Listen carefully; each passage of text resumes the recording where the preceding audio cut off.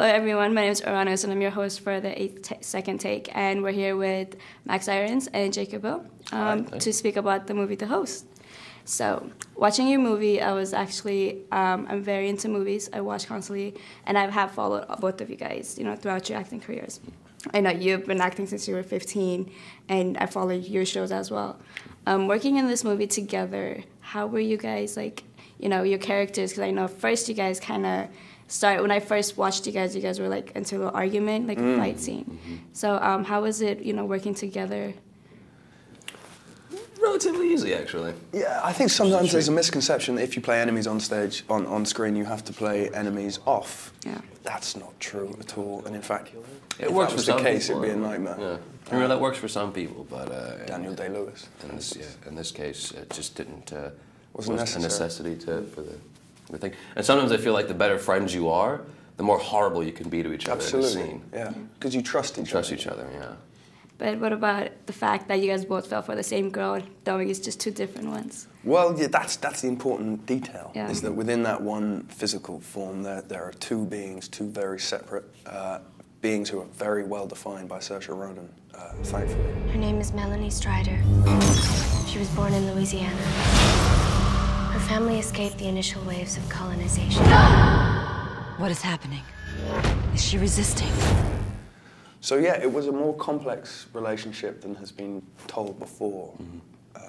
I think Stephanie's quite good at doing that. I liked telling the story from the perspective of one of the aliens, which is rarely the way we look at it. For yourself, I know I've watched a lot of your shows and movies you've been in, and I know one of the shows I watched was Sweet Life of Zack and Cody. I'll go left. Which way's my right? Coming that far. I've seen that. Oh, God. Coming that far. Not that there's anything wrong with it. No, I was actually just going to say what are the experiences, the changes, because you acted completely different from what you used to act. So, Well, I mean, the thing is, every actor has to start somewhere, no matter what in their career.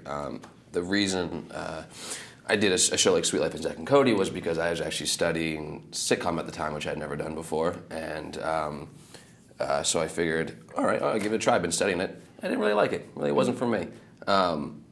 Films really were my heart's at, and I've been lucky. The people that I've got to work with in these films have been really stellar people, from the filmmakers to the actors, and you'd have to be completely blind not to grow from those experiences. That's good.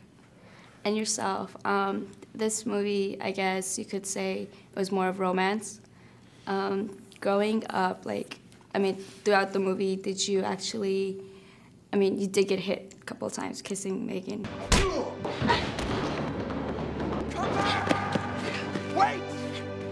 Melanie, I'm sorry. Yeah. How did that feel? Were you comfortable? The thing to remember is that even though maybe from your point of view it was a romance, from Jared's point of view, it was a nightmare. There was nothing romantic about it. It was a story, for him it was a tale of loss, pain, and a struggle to get her back. So being hit every once in a while was quite in keeping with those feelings, I'd say. I know you guys get this question a lot, but watching the movie, you guys had a lot of sets, amazing setups.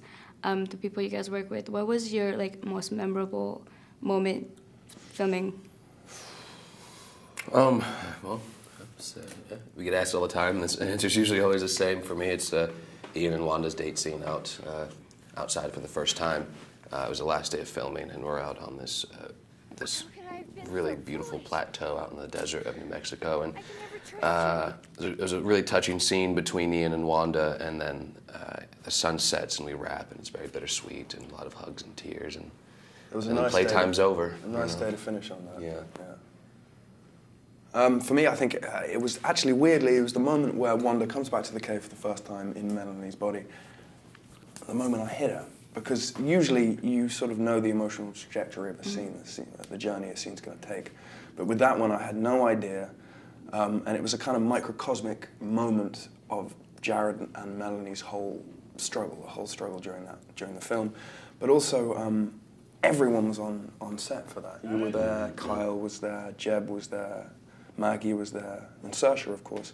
And they all responded in totally different and unexpected ways, which took the scene to a place I didn't think it was going to go. It actually was very unexpected because I was just watching it and I was calm, and right when you hit it, I was like, I jumped from my seat kind of, but I was like, oh, she actually got hit. Yeah, it was an interesting moment.